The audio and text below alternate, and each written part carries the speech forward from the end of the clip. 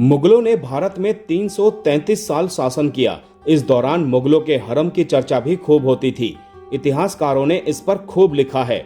मुगलों के हरम में अलग अलग देशों की लड़कियां थी। कोई दास प्रथा के कारण वहां तक पहुंची तो कुछ मुगल बादशाहों को तोहफे में मिली।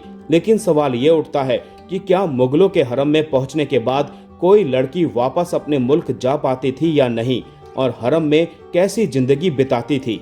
333 साल तक भारत के विभिन्न हिस्सों पर राज करने वाले मुगल किसी न किसी विषय को लेकर चर्चा में बने ही रहते हैं। मुगल काल पर आज भी किताबें लिखी जा रही हैं। इतिहासकार उस जमाने के अनछुए पहलुओं को नए सिरे से डिकोड करने की कोशिश करते आ रहे हैं। ऐसा ही एक सदाबहार सवाल हरम को लेकर पहले भी होता था, आज भी होता है। यह बात पूरी तरह सच नहीं है, पर पूरी तरह झूठ भी नहीं। हरम में जाने वाली हर स्त्री की स्थिति एक जैसी नहीं थी। कुछ महिलाएं शाही परिवार की सदस्य थी, कुछ विवाह के जरिए आईं, कुछ सेवा कर्म के लिए लाई गईं, कुछ गुलाम या दासी थी। यहाँ से बाहर निकलना आसान नहीं था, पर यह हमेशा के लिए जेल भी नहीं था। कई स्थितियों में बाहर जाना संभव था, लेकिन नियम कड़े थे, अनुमति जरूरी थी और साथ में पहरा भी होता था। आइए जानते हैं कि क्या मुगलों के हरम में पहुंची लड़की फिर कभी बाहर नहीं निकल पाती थी, कैसी होती थी उनकी जिंदगी। मुगल दौर में हरम शब्द का अर्थ केवल प्रेम प्रसंग नहीं था, ये शाही घर का अंदरूनी हिस्सा था। इसे अक्सर जनाना भी कहा गया। यहाँ बादशाह की माँ, बेगमें, बेटियां, रिश्तेदार, महिलाएं, दासियां, दाइयां और महिला सेवक रहती थी। इस दुनिया के अपने नियम थे, अपनी सुरक्षा थी और अपना प्रशासन भी हुआ करता था। मुगल हरम पर जानकारी कई तरह की किताबों से मिलती है। अबुल फजल की किताब आईने अकबरी में शाही घर के नियम और व्यवस्था का वर्णन मिलता है। जहांगीर की आत्मकथा तुजुके जहांगीरी में दरबार और शाही घर का माहौल दिखता है। औरंगजेब काल से जुड़ी मासिर ए आलमगिरी जैसी रचनाओं में भी इस विषय पर कई चीजें मिलती हैं। कुछ यूरोपीय यात्रियों जैसे बर्नियर और मनुच्ची ने हरम पर काफी कुछ लिखा है, लेकिन उनके विवरण में कई बार कल्पना, अफवाह और अपने समाज की नजर भी मिलती है। इसीलिए इतिहासकार आम तौर पर कई स्रोत मिलाकर निष्कर्ष निकालते हैं।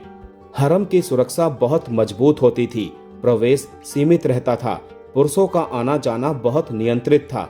कई जगह लिखा मिलता है कि हिजड़े या नपुंसक सेवक पहरेदार और प्रबंधक की भूमिका में तैनात रहते थे। महिला कर्मचारियों का भी बड़ा नेटवर्क होता था।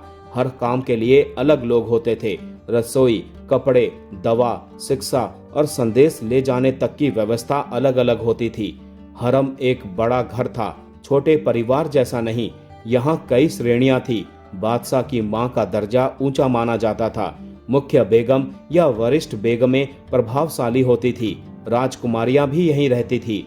दाइयां और आया बच्चों की देखभाल करती थी। दासियां और सेविकाएं घरेलू काम संभालती थी। कारीगर महिलाएं कढ़ाई, कपड़ा और सजावट का काम करती थी। हरम का जीवन केवल सजावट और आराम नहीं था। कई महिलाओं का जीवन अनुशासन में बंधा था।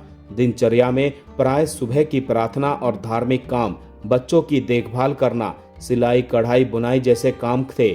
संगीत, कविता और कहानी सुनना। शाही परिवार के सदस्यों में पढ़ाई लिखाई का माहौल भी बना रहता था। त्योहारों पर हरम में विशेष आयोजन अलग से किए जाते थे। अमीर और ऊंचे दर्जे की महिलाओं के पास बेहतर कपड़े, भोजन और सेवक होते थे, पर निचले दर्जे की स्त्रियों पर काम का बोझ अधिक होता था। कुछ मुगल महिलाओं को अच्छी शिक्षा मिली। उनके बारे में इतिहास में संकेत मिलते हैं। उर्दू, फारसी साहित्य, कुरान शिक्षा, लेखन और शिष्टाचार सिखाया जाता था। कुछ शाही महिलाएं किताबों और इमारतों की संरक्षक भी बनी। यह भी सच है कि यह अवसर सबको नहीं मिलता था। यह वर्ग, हैसियत और बादशाह के रुझान पर निर्भर करता था।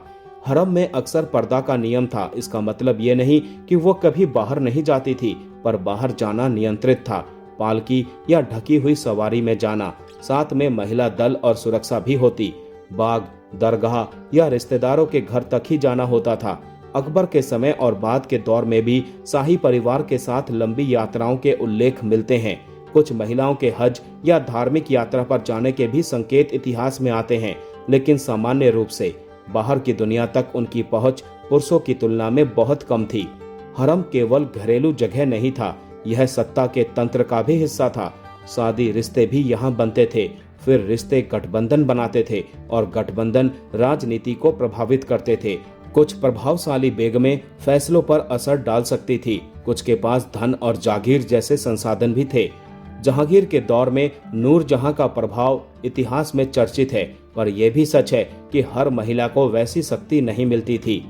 हरम में ईर्ष्या, प्रतिस्पर्धा और तनाव भी होता था। कई बार आरोप लगते थे, कई बार सजा भी मिलती थी। जो महिलाएं कमजोर स्थिति में थी, उनकी मुश्किलें ज्यादा हो सकती थी।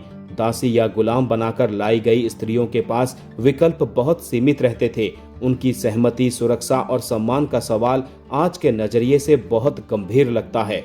अकबर के समय और बाद के दौर में भी हरम की महिलाओं के शाही परिवार के साथ लंबी यात्राओं के उल्लेख मिलते हैं।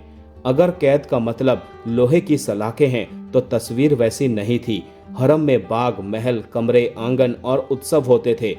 अगर कैद का मतलब स्वतंत्रता का अभाव है, तो बात काफी हद तक सही है। कई स्त्रियां अपने निर्णय खुद नहीं ले पाती थी। कहाँ जाना है, किससे मिलना है, कब बाहर निकलना है।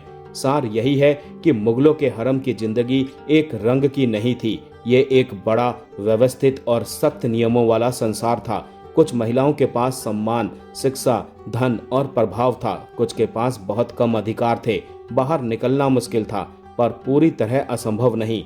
हरम की कहानी को समझने के लिए जरूरी है कि इतिहास की किताबों में बिखरे सूचना रूपी मोतियों को संतुलित नजर से देखना, तभी एक शानदार माला बनेगी।